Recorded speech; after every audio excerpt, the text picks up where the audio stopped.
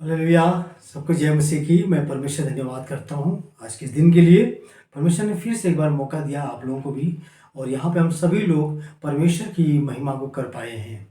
आज का हमारा विषय है जल प्रलय अचानक नहीं आया। हमें ऐसा लगता है जब उत्पत्ति 6 अध्याय पढ़ेंगे तो उस अध्याय में परमेश्वर ने मनुष्य की बुराई इस पृथ्वी पे उन स्वर्गदूतों के कारण जो परमेश्वर के पुत्र ने किया, वह बुराई बढ़ने के कारण परमेश्वर ने नूह बाबा से आकर बोला कि मेरे सामने ये विकल्प आ चुका है कि मैं इस पृथ्वी को नाश कर दूं, लेकिन मैं तेरे परिवार को इसे मैं बचाना चाहता हूँ। यहोवा परमेश्वर ने नूह बाबा से बात करते हैं कि मैं पृथ्वी पर जल प्रलय लाकर सबको नाश कर दूंगा, इसीलिए तू जहाज बना। उत्पत्ति 6 अध्याय 11 से 22 तक देख सकते हैं। जल प्रलय न्याय को दर्शाता है। जल प्रलय न्याय को दर्शाता है। परमेश्वर जल प्रलय लाकर न्याय करता है।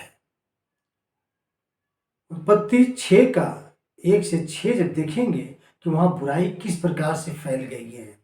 इधर नूह बाबा से बात करते हैं कि जल प्रलय ला के पृथ्वी पर नाश करूंगा, चाहे जीव जंतु हो, चाहे इंसान हो, हर एक चीज को। लेकिन जल प्रलय के पीछे कारण क्या है? यह जल प्रलय, जैसे मैंने बताया कि हमारा विषय है जल प्रलय अचानक नहीं आया। तो कब ये बात परमेश्वर ने सोचा कि मैं इस पृथ्वी पे जल प्रलय लाऊंगा, या क्यों लाऊंगा? सवाल ये उठता है क्यों लाएगा? क्योंकि ये बुराई अचानक नहीं आई है, बल्कि ये बुराई जब मनुष्य इस पृथ्वी पे बढ़ने लगे थे, दिन प्रतिदिन बहुत बढ़ते गए, तब परमेश्वर ने पृथ्वी पे यह जल प्रलय के द्वारा विनाश करने के लिए सोचा। लेकिन बाइबल के अंदर हनोक एक व्यक्ति है और उसका एक पुत्र होता है। उत्पत्ति 5 का 21 में ऐसा लिखा है, जब हनोक 65 वर्ष का हुआ तब उसने मतुशेलह को जन्म दिया। 22 आयत में, और मतुशेलह के जन्म के पश्चात हनोक 300 वर्ष तक परमेश्वर के साथ चलता रहा, और उसके और भी बेटे बेटियां उत्पन्न हुए। और उसके बाद लिखा 365 वर्ष तक चलने के बाद परमेश्वर ने उसे उठा लिया। सो प्रियो, उसका बेटे का नाम मतुशेलह है। अब यहां पे आके देखते हैं कि बाइबल के अंदर कोई भी चीज व्यर्थ नहीं है। हर एक बात बहुत सोच समझ करके पवित्र आत्मा की प्रेरणा के द्वारा रखी गई है, लिखी गई है, रची गई है। इसके अंदर हमारे एक एक बात का महत्व है। हम ये सवाल नहीं कर सकते ये बातें यहां क्यों रख दिया, ऐसा क्यों रख दिया। रख दिया, लेकिन हमें और आपको समझना है परमेश्वर का वचन। और यहां पे इस प्रकार से लिखता है, हनोक के बेटे का जन्म जब हुआ तो उसको ये मालूम था इसके नाम का अर्थ क्या है। और यह बात सिर्फ परमेश्वर और हनोक ही जानता था, क्योंकि नाम में उसके भेद छिपा हुआ है। और जैसे नीति वचन 25 के 2 में लिखा है, परमेश्वर की महिमा गुप्त रखने में है, परंतु राजाओं की महिमा गुप्त बात को पता लगाने में होती है। और वह यह था कि जब मतुशेलह जन्म लेता है तब आप देखिए कि उसके नाम का अर्थ क्या होता है। इब्रानी में इसको मुत्सेलाक बोलते हैं। मुत्सेलाक इब्रानी भाषा में, हम हिंदी में मतुशेलह बोलते हैं, लेकिन इब्रानी में मुत्सेलाक बोलता है, इसको पढ़ा जाता है। लेकिन इसका संधि विच्छेद कीजिए तो लिखा है मूत का अर्थ होता है उसकी मौत, उसकी मौत। शेलाक का अर्थ होता है से आएगी। अब इसको पूरा जोड़िए, उसकी मौत से आएगी। अब क्या आएगी? यही बात परमेश्वर ने हनोक को बताया होगा, लेकिन यह भेद की रीति पर छिपा हुआ है। और एक समय वो आएगा जो परमेश्वर ने कहा हनोक से। और यहां पे हमें यह देखने को मिलता है कि बाइबल में सबसे उम्रदराज व्यक्ति है, उसका नाम मथुसेलह, और उसके 969 वर्ष तक जिया, लेकिन अपने पिता से पहले ही मर भी गया। अब आप सोचिए क्यों मर गया? क्योंकि मौत आनी सबको है, लेकिन अपने पिता से पहले मर गया, और पिता इसकी उम्र में छोटा है। यह समझने की बातें हैं, यह भेद की बात है। और परमेश्वर ने हनोक को उठा लिया था। अब यहां पे हनोक जानता था कि इस नाम का अर्थ क्या है, और यह गुप्त ही रह गया। अब हनोक से लेकर के नूह तक, यानी 4 पीढ़ी तक यह प्रचार किया जा रहा था कि मन फिराओ, मन फिराओ, मन फिराओ। नूह ने भी प्रचार किया होगा, मथुसेलह ने भी प्रचार किया होगा, और लेमेक ने भी प्रचार किया होगा, और नूह भी प्रचार किए। ये 4 पीढ़ियों तक लोगों को समझाया जा रहा था, बताया जा रहा था कि पाप से मन फिराओ। इसलिए यहाँ पे हमें यह भेद समझना है। आज आपके घर में अगर कोई बच्चा पैदा होता है, अगर उसके नाम का अर्थ नहीं है तो क्या है, कैसा नाम आप रखे हैं? इसलिए आज बहुत सोच समझ के भी नाम रखा जाता है कि हमारे नामों का अर्थ भी परमेश्वर बताना जानता है, क्योंकि परमेश्वर को ही पता है, क्योंकि परमेश्वर को यह बात मालूम है। आइए हम देखते हैं परमेश्वर के वचन से कि यह नाम किस प्रकार से हमें किधर संकेत करते हैं। जैसा आदम का अर्थ है मनुष्य, शेत का अर्थ है नियुक्त किया हुआ, एनोश मननहार और दुर्बल और कमजोर।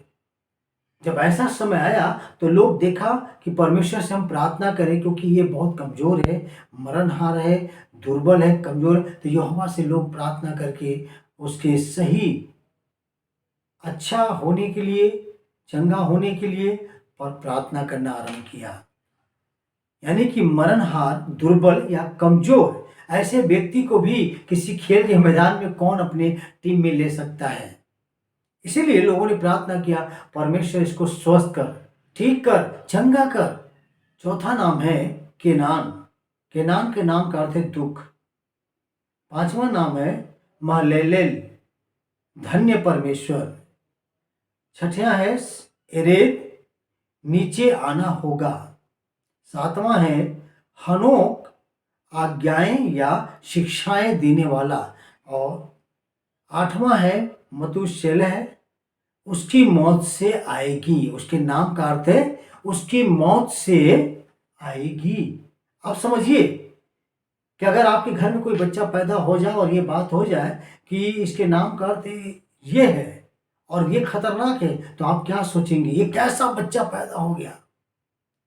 अगर ये भी मालूम पड़ जाए कि इसके पैदा होते ही जल प्रलय आ जाएगी, बड़ी विपत्ति आएगी, या ये देश वो देश आपस में लड़ जाएंगे, तो लोग पहले से सतर्क हो जाएंगे। तो मथुसेलह 8वें नंबर पे है, उसकी मौत से आएगी। 9वें नंबर पे है लेमेक, यानी मथुसेलह का पुत्र।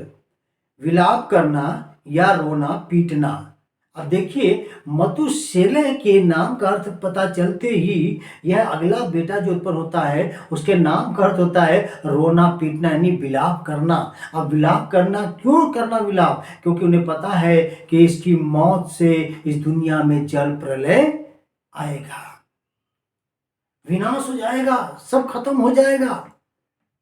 जब हमें पता चल जाए कि आने वाले दिनों में बीमारी होने वाली है, परेशानी होने वाली है, या हम इतने साल जो हमें परमेश्वर ने दिया उससे कम ही जी पाएंगे और इस समय मर जाएंगे इतनी उम्र में, तो कितना अजीब हमारे जीवन में लगेगा। लोगों को, रिश्तेदारों को, सबको अजीब लगेगा ये बातें। ऐसे ही लेमेक जब पैदा हुआ तो विलाप करना या रोना पीटना उसके नाम का अर्थ है। 10वें नंबर पे लेमेक का पुत्र जब हुआ तो उसका नाम नूह रखा गया और उसके नाम का अर्थ है शांति देने वाला। हालेलुया, प्रभु की स्तुति हो। नूह के दिनों में शांति, यानी कि जब जल प्रलय खत्म हो जाएगा कोई और नहीं है बल्कि उसके साथ वो जो जीव जंतु उसका परिवार जो होगा बड़े ही शांति में रहेंगे। हमने कितना बाइबल के छिपी हुई भेदों को समझ पाए हैं। जब मतुशेलह की उम्र 969 वर्ष हुई उस समय नूह 600 वर्ष का हुआ और जैसे उसकी मृत्यु हुई उसके बाद ही जल प्रलय आ गया, क्योंकि जब तक उसकी आयु में कमी थी, दिन का कम था, उस दिन तक नाव बनकर तैयार हो चुका था, सारे प्राणियों को अंदर कर लिया। और जैसे अगला दिन यह आता है कि 969 साल हो जाएगा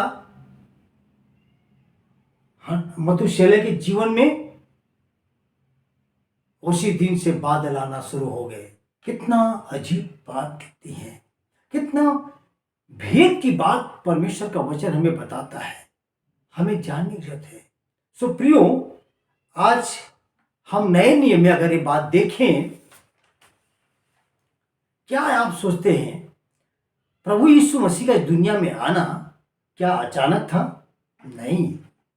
जैसे पुराने नियम के अंदर अचानक जल प्रलय नहीं आया, परमेश्वर सब जानता है और पहले से जानता है, मां के घर में पड़ने से पहले जानता है वो कौन आत्मा देगा, वो सब बनाने वाला परमेश्वर है, इसलिए वो जानता था। आदम को भी जानता था कि ये मनुष्य है, पाप करेगा, और जब पाप करेगा तो हमें योजना बना के रखनी है। इसलिए मनुष्य के बारे में जानता है कि आदम एक मनुष्य है, वह पाप करेगा, इसलिए उसने योजना बना के रखा था उत्पत्ति 3:15 में। क्योंकि पुराने नियम में नया नियम छिपा हुआ है, पुराने नियम में नया नियम छिपा हुआ है, उसका प्रकटीकरण नहीं हुआ है। इसलिए हमें यहां मालूम पड़ता है कि किस प्रकार से यीशु मसीह भी कोई अचानक इस दुनिया में पैदा नहीं हुए। और यहाँ पे यीशु के पैदा होने पे, यीशु के पैदा होने पर स्वर्ग में और धरती पर भी खुशियों का माहौल हो गया, घबराहट भी आ गई। उसकी मौत से, यीशु मसीह की मौत से क्या मिलने वाला है? अनंत जीवन। पुराने नियम में क्या देखते हैं? मतुशेलह की मृत्यु आती है, होती है तो जल प्रलय आता है, विनाश होता है। लेकिन यीशु मसीह का मृत्यु जब आया, जब प्राण त्यागा, उस पे विश्वास करने वाले, उस क्रूस पर विश्वास करने वालों को वो नया जीवन देने की बात किया है। वो मानव जाति के पापों को लेकर के मारा गया, गाड़ा गया, फिर मुर्दों में से जी उठा। वो जीवन देने के लिए आया। और दूसरा कुरिन्थियों 5:17 में कहता है कि अब जो यीशु मसीह में है वो एक नई सृष्टि है, यानी कि उस पर विश्वास करने वाले जितने भी है एक नई जिंदगी की शुरुआत करते हैं उस पर विश्वास करने के द्वारा। नई सृष्टि में परिवार फलता फूलता है। नई सृष्टि में एक नया नूह के दिनों में जल प्रलय खत्म हो गया, उसके बाद वो नया एक परिवार जो है उनका फलने फूलने लगा। हम यीशु मसीह में आने के बाद नया तरीके से जीवन यापन करने लगते हैं और हमारे जीवन में आशीष आने लगती है। सो प्रियो, आज हमने ये बात देखा कि अचानक जल प्रलय इस धरती पे नहीं आया था नूह के ज़माने में, बल्कि ये बहुत पहले से परमेश्वर जानता था कि मनुष्य पाप करेगा, लेकिन वो पाप ऐसे बढ़ेगा जिस तरीके से परमेश्वर ने भी नहीं शायद सोचा होगा। लेकिन पाप तो पाप है, वो बहुत बढ़ता जा रहा है। और मथुशेलह के जन्म होना, उसके नाम का रखा जाना, और उसके अर्थ में जो छिपा हुआ है जल प्रलय, और वह नूह के दिनों में फिर आया है और 4 पीढ़ियों तक प्रचार किया जा रहा था। लेकिन नूह के दिनों में वो शांति आई। वैसे ही यीशु मसीह के मरने के बाद इस दुनिया में लोगों को एक नया जीवन मिल गया। हर विश्वास करने वालों के लिए वो एक नई सृष्टि हो गए। वो फलेंगे, फूलेंगे, वो परमेश्वर में आशीष पाएंगे। सो प्रियो, हम इस बात पर विश्वास करें कि सच में पुराने नियम के अंदर नया नियम छिपा हुआ है, और हम आगे और भी बेहतर बातों को सीखेंगे। परमेश्वर हम सबको बहुत ऐसे आशीष दे।